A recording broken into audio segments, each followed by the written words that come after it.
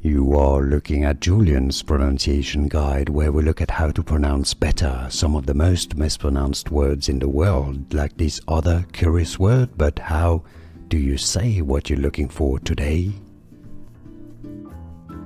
We are looking at how to pronounce the name of this French footballer, and we'll be looking at how to say more names from football that too many everybody gets wrong, so stay tuned to learn more.